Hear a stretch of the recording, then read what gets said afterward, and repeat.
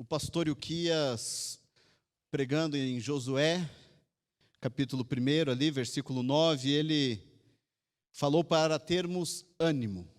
Precisamos ter ânimo.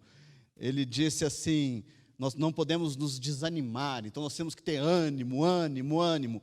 E ele ficou batendo nessa tecla, né? Só que o mesmo texto que ele trabalhou dizendo que nós precisamos ter ânimo, também diz: não tenha medo. Não tenha medo. Do que você tem medo? Do que você tem medo? Você que está em casa, do que você tem medo? Gente, eu tenho medo de barata. De verdade. Só que assim, ó, eu que mato as baratas lá em casa, eu não subo na cadeira para a Ana matar as baratas não, tá? O Daniel não precisa me defender nisso. O pior é se for barata que voa, né? Aí é pior. Do que você tem medo? Alguém me diga aí um medo que você tem aí. Alguém me fale um medo. Sapo? Alguém falou sapo? Medo de sapo. Tem que beijar, vai que vira príncipe. Tem algum outro medo aí? Quem? Medo de escuro. Ainda que eu ande no vale da sombra da morte, não temerei mal algum. O vale da sombra da morte, não é qualquer sombra, não é qualquer escuro, hein? Tem medo escuro. Mas alguém tem medo de alguma coisa aí? Temporal. Alguém falou um outro lá? De dirigir. Então, os outros têm que ter medo também quando dirigir, então. Tem que ter medo de dirigir. Tia Sandrinha, que tinha medo de dirigir, foi curada, tirou carteira e tudo mais.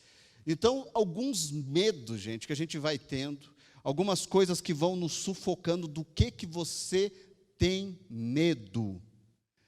E é interessante, essa semana nós fechamos a venda lá da nossa casa, né?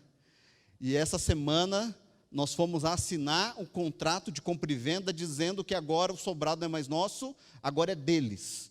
Só que antes de assinar, a gente precisava receber, ia ser feita a transferência. Então nós estamos lá no cartório, eles providenciando toda a documentação, e eu olhando ali no aplicativo do banco para ver se o dinheiro tinha caído na conta.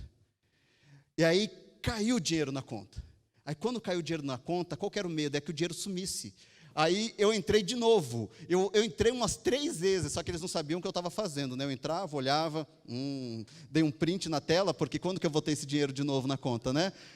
Vai entrar na conta e já vai sair, né? Na compra do outro.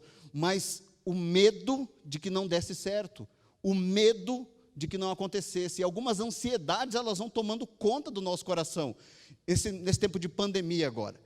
Você marca uma viagem, quem garante que essa viagem vai acontecer? Então você fica com aquele medo: será que a empresa que eu paguei, será que eles vão devolver? Será que vai dar certo? Será que não vai? Pessoal que vai prestar vestibular, medo de não passar naquela prova, de não passar em um concurso, medo.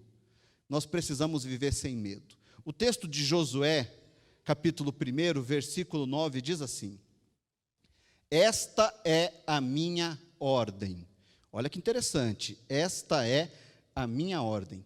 Seja forte e corajoso, não tenha medo nem desanime, pois o Senhor, seu Deus, estará com você por onde você andar. O motivo de não termos medo é porque Ele estará conosco por onde andarmos. Gente, o medo, ele pode nos paralisar. O medo pode ser algo que pode nos neutralizar. Tem pessoas que elas não concluem algumas coisas na sua vida porque elas têm medo. Medo de fracassar, medo de não conseguir, medo de serem reprovadas, medo de não alcançarem aquilo que queriam, e assim elas querem, de alguma maneira, dar um outro jeito porque elas estão com medo. Alguém falou medo de temporal, aquele tempo vai fechando. Eu lembro que a Duda tinha medo disso há muito tempo atrás, agora não, né, Duda? Eu lembro que tinha um medo, a mãe falando assim, tinha aquele medo de temporal, sabe quando vai fechando o tempo e de repente começam aqueles raios, aquele vento. Uma vez nós subimos uma montanha subimos ali o Pico Marumbi, e quando nós estávamos lá em cima, começou uma ventania muito forte. Eu lembro o Rodrigo filmando, nossa, o vento está a 100 quilômetros por hora. Não estava nunca, né? Senão a gente seria arrastado de lá. Mas eu lembro da filmagem, e a gente descendo. Quando nós conseguimos chegar embaixo, depois da montanha, tinha árvores caídas, foi um baita de um temporal, mas que nós estávamos do outro lado da montanha, quando ele passou e fez um estrago muito grande ali embaixo. Mas medo de estar envolvido naquele momento. O medo, ele pode nos corroer, gente. E eu quero desafiar hoje a nós, cada um de nós, a não termos medo, porque Deus é bom. Eu posso contar com a proteção e provisão dEle, eu posso ficar na expectativa que seja qual for a situação, gente. Qual for a situação, Deus fará com que ela contribua para o nosso próprio bem. Então eu quero desafiá-los a pensar, por que encarar o futuro com confiança? Por que viver sem medo? E o primeiro passo é exatamente esse, porque Deus está cuidando de você. Veja, eu não estou dizendo que Deus cuidará de você no futuro. O que eu estou dizendo é que Deus está, verbo presente, Ele já está cuidando de você. Não é algo que talvez aconteça, não é algo incerto na sua vida. Deus está cuidando de você. Vamos pensar no contexto desse texto aqui. O povo tinha andado durante 40 anos pelo deserto. Antes deles saírem para o deserto, quando eles ainda estavam do Egito, Deus colocou 10 pragas muito potentes para que eles fossem libertos. E eles são libertos agora dessa escravidão do Egito, vão agora para uma região de deserto, atravessam o Mar Vermelho. Ali Deus vai se revelando de uma maneira, se revelando de outra. Existia uma nuvem que protegia eles do calor escaldante do deserto, e existia uma coluna de fogo que iluminava o caminho dele e aquecia eles nas noites frias, e eles viram tudo isso. O maná, o pão do céu caía todos os dias, eles recolhiam o maná, e eles tinham um alimento o tempo todo, e Deus providenciou água, e Deus providenciou comida, e Deus foi fazendo as coisas na vida deles. Por isso que agora Deus olha para Josué, e Josué viu tudo isso durante mais de 40 anos. Deus olha para Josué e diz assim: não tenha medo. E é isso que eu quero dizer para você: não tenha medo. Ele está cuidando de você, Ele continua cuidando de você. Eu fico pensando em Davi, que viveu diversas dificuldades, teve um monte de coisa que aconteceu na vida dele, e ele diz assim: o Senhor cuida de todos os que o amam. Deus se importa, gente, com cada detalhe da sua vida, cada detalhe. Como um pai, Ele vai providenciar as suas necessidades futuras. O que você precisa para essa semana? Talvez se eu pergunto isso agora, talvez a sua mente já comece a viajar e vai para longe da igreja agora, lá para o teu trabalho, para aquilo que você precisa resolver. Então volta a sua mente agora para cá, porque às vezes nós temos a nossa mente sequestrada com situações lá do futuro, e nós ficamos presos em situações que ainda vão acontecer, e aí o nosso coração, ele é sequestrado por uma ansiedade, por algo que nós não podemos resolver hoje. Como eu e a Ana estamos começando a preparar a mudança, na expectativa dessa mudança, nós estamos vendo agora vídeos no YouTube só de coisa de casa. Eu fico vendo vídeos de decoração de casa, muito engraçado isso, nunca me imaginei assim. E a gente fica vendo na expectativa do que vai acontecer, e isso é legal. O problema é quando isso nos neutraliza. O problema é quando eu tenho medo daquilo que vai acontecer e eu não tenho ações hoje. É aquele jovem que é apaixonado e ele não tem coragem de chegar na menina porque ele tem medo do não.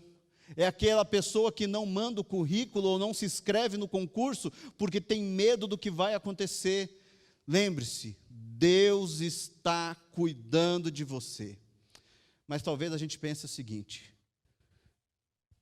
Deus está cuidando de mim, mas por que as coisas difíceis aconteceram? Por que coisas ruins acontecem? Por que vem algo, esse algo que eu não tenho controle, essa tristeza que tomou conta da nossa família? Por que a pessoa que eu amo pegou Covid? Por que tal pessoa que a gente gosta tanto está passando por essa UTI? Por que tal pessoa que nós temos um carinho tão grande está lutando contra essa enfermidade? E nós começamos a colocar em xeque o cuidado de Deus. Nós começamos a colocar na berlinda aquilo que Deus faz e começamos a achar que Deus não cuida de nós. Eu quero te dizer algo que a gente não gosta de dizer. A vontade de dizer para você é que você vai ter vitória sobre vitória, mas você é vitorioso apesar das dificuldades. Lembre-se disso. Gente, você vai enfrentar lutas. É muito mais fácil pregar um evangelho onde eu vou dizer para você que o mal nunca vai te alcançar, que você nunca vai passar por dificuldades, e se você estiver passando por dificuldade é pecado. É muito fácil falar isso. Mas quando eu olho para a Bíblia, eu vejo servos e homens santos de Deus que enfrentaram dificuldades, e não era por pecado. Gente, esse momento da nossa história, essa pandemia, ela atingiu a todos, pessoas boas e pessoas más. Não é por causa se a pessoa é boa ou não. Situações difíceis vão acontecer com todos, e isso não significa que Deus não está cuidando de você. Deus continua cuidando de você. Em Romanos 8 diz assim: sabemos que todas as coisas cooperam para o bem daqueles que amam a Deus.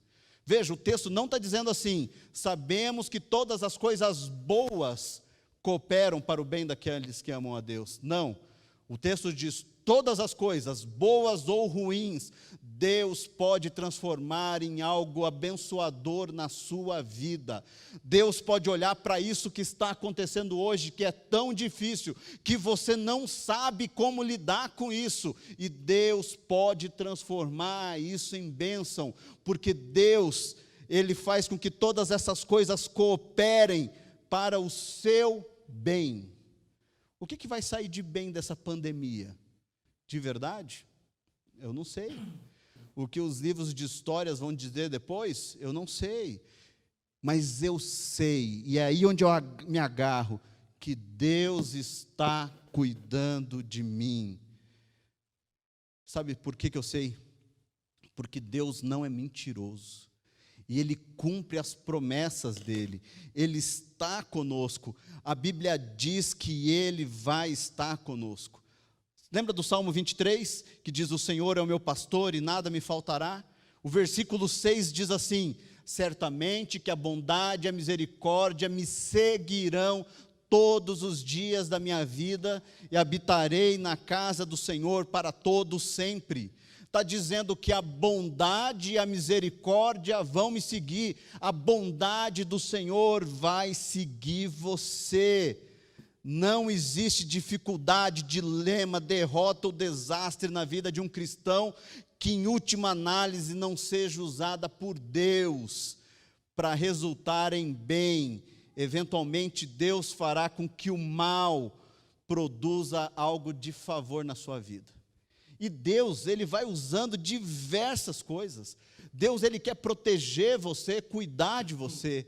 No Salmo 91, algumas pessoas gostam de deixar aberto assim, a Bíblia, né, aberta no Salmo 91, que diz assim, ó: porque a seus anjos Ele dará ordens a seu respeito, para que o protejam em todos os seus caminhos. Deus envia os anjos dEle. E eu estava vendo que Ron Rhodes, ele escreveu um livro chamado o seguinte: Anjos entre nós. E eu queria ler isso para vocês, que eu achei muito legal. Ele diz assim, ó, sobre anjos: primeiro, anjos não são seres humanos que morreram e foram para o céu. Isso é aquilo que a gente vê nos filmes de Hollywood. Então, anjo não é alguém que morreu e foi para o céu, tá bom? Guarda isso. Anjos são seres espirituais. Eles não possuem corpos físicos, eles são invisíveis e na maior parte do tempo não ficamos nem sabendo das suas atividades. Em termos práticos, significa que os anjos estão nos protegendo quando nem sabemos que estamos correndo perigo. Terceiro, não é um anjo para cada um. O Salmo 91:11 diz: a seus anjos dará ordem a seu respeito, no plural.